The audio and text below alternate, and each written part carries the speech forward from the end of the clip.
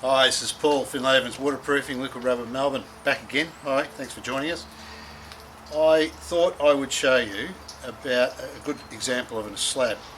I'm always on about preparation of these jobs to get them waterproof right from the word go. Well, this one's a good one. I thought I'd share it with you.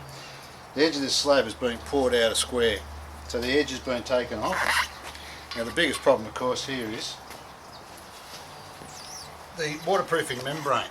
Now that's a bit of a fallacy in itself. The plastic underneath the slab is meant to stop water coming up into the slab. This one in particular, I know, is sealed properly because we came in just before the steel was laid and we sealed every joint first. Now the problem here is, if this plastic was just literally pushed up like that and the frame goes here and the weatherboards go there, this will probably just fall down and water will get down in here and then water's permeating into the edge of the slab. Before you know it, whoever's in here is going to end up with a big damp spot right in this slab here, in this corner. So to stop that, what we're doing, I get the blower, and I'm blowing out all the debris from behind here, which I'll do in a minute. It's too noisy to show you that.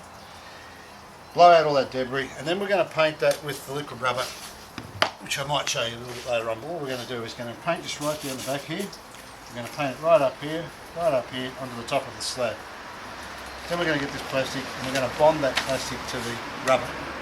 Then I'm going to come over the top and give that another coat over the top just to seal that top edge as well. That way any water that's going to roll in through here, there's going to be a drainage system in here by the way, but that's not the point. Still water in a big deluge will come through here, hit this slab, and it won't get in at all because there'll be a water stop here. And then once the frame goes in, there'll be another water stop here as well, which will lap down on top of this plastic. Impossible to get water in. That's the main thing that needs to be done. A lot of people don't do it, and I'm just making a point of it.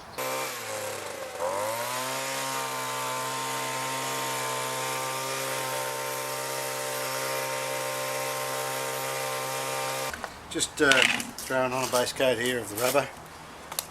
Pretty nice, big, thick, generous coat on here. So there's no great finesse in it. It's just a case of getting a coverage on the edge here, just so it's going to bond. So I'm using a bit of an old rubber that's in the bottom of the bucket there, and just to use it up really. And so if I just give that a cut like that, let that dry a little bit. When I get to the end there, I just pull that up. That'll stick. It's an adhesive as well, see? So that's the important part. So just getting it on there on the edge and bringing this out here a little bit. The bottom plate's going to sit there, so it's a damp course for the timber sitting on the concrete as well. So it acts as another damp course as well. I mean, these days slabs usually, carpenters will come along and put the bottom plate straight on the slab without any malthoid or damp course or anything. So this is a little added extra, which I believe should be done. That's just me. There's a couple of little bits of Rio mesh that are hanging out here. Now they could be cut off and then painted over the top, but there's actually no need to do that. See that little bit of Rio there? There's another bit here that I've just painted over and another one just there as well actually.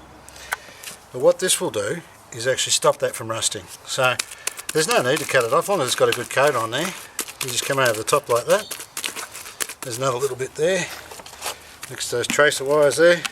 So we just coat that. Coat the wires, coat everything. It's a bit of a case of coat everything and make sure it's coated properly. That way it's protected. Now, important part of this is, this should be done. Now, as a business, we're not that particularly interested in coming out doing these sort of little jobs, but as a builder, if you did this, or you got your labourer to do it or whatever, it doesn't take long. You don't need any particular finesse to do this. It's just a case of being thorough. Come along afterwards, it's black. Anything that's not coated, you can see quite clearly. It shows up very quickly. And then it's just a case of dabbing it in like you would a good painting job. So if you're dabbing it in like that, as long as it's got a good coating on it, it's going to waterproof it. It'll stick like blazes. This stuff's crazy. So you can go to our DIY section on the website, which is www.waterproofingfew.com.au, you can go in there, contact the office, get a bucket of this, work away. It costs you a little bit more, but it's worth it, I tell you. This stuff won't come off, it won't crack, it won't shrink, it'll keep elastic. The plastic, when I get to doing it, will actually, that'll bond to there. I've got to dry a bit more yet, but that'll bond to it, so it's an adhesive.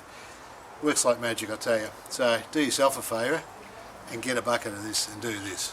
Just showing you here, the plastic actually has been bonded to the edge of the slab here. I'm just using the brush to actually push the plastic against the slab, trying to get a bit of rubber down the back here, and then sealing it off like such. You just leave that like that because that just wants to stick up there. So when that dries a little bit, I'll just come along and I'll roll that over like that and push it down. It's starting to stick now, as you can see. It's just a little bit wet. Pretty cold day today. So you can trim that off below if you want, if you don't want to muck about with it. So it's like this, that edge there. But you've got to make sure that edge gets filled up with rubber, like so, because you don't want water getting down in there. See how I've just sealed that now? So push that up, leave that as it is, and that'll seal. I need to go along there and do the rest of it, but that's a seal. And then what we'll do is have the wall frame standing here like so, and then we'll staple a flashing onto each stud and onto the bottom plate maybe, and that'll drape down over the top. So any water that's going to shed down here is literally just going to shed down, go into the drainage system and away to the storm water. Exactly where it should be going, not in here. So do yourselves a favour, as I mentioned before, get yourself a bucket. As I say, it's not a big job. If you need help doing it, you can always give me a call and I can give you some pointers. It's no stress. But for the sake of the job, please waterproof it. Cheers. Bye for now.